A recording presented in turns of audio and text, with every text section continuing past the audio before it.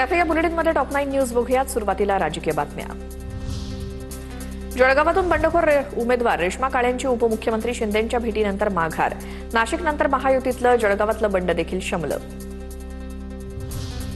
जळगाववरून आज महायुतीच्या नेत्यांची बैठकीनंतर अधिकृत घोषणा करणार. जळगावमधील विधान परिषदेच्या तिढ्यावर गुलाबराव पाटलांची प्रतिक्रिया. जळगावात विधान परिषदेच्या बैठकीसाठी शिवसेनेच्या उन्मेष पाटलांना बोलावलं नाही. प्रचाराच्या पॅम्पलेटवरून सुद्धा उन्मेष पाटलांचा फोटो वगळला. माजी खासदार उन्मेष पाटलांचा आमदार किशोर पाटलांकडून नाराजी व्यक्त. उन्मेष पाटलांविरुद्ध भाजपच्या नेत्यांमध्ये नाराजी कायम असल्याच्या चर्चा. जळगावमधील महाविकास आघाडीचे उमेदवार संपर्कात असल्याचा महाजनांचा दावा, तर सत्ताधाऱ्यांच्या पक्षातील अनेक नगरसेवक आमच्या संपर्कात. महाजनांच्या दाव्यावर महाविकास आघाडीचे उमेदवार शरद तायडेंचं प्रत्युत्तर.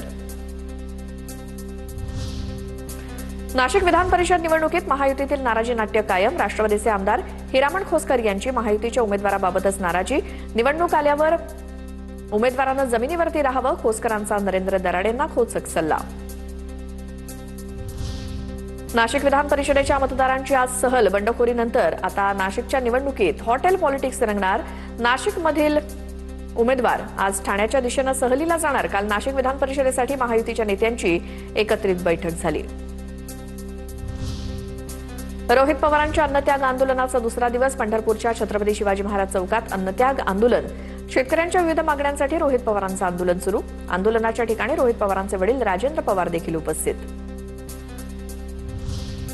कृषी मंत्री दत्ता भरण्यांकडून रोहित पवारांना समोरासमोर चर्चेला येण्यासाठी निमंत्रण. तर जोपर्यंत सरकार आश्वासन देत नाही तोपर्यंत आंदोलन सुरूच ठेवणार, रोहित पवारांची भूमिका.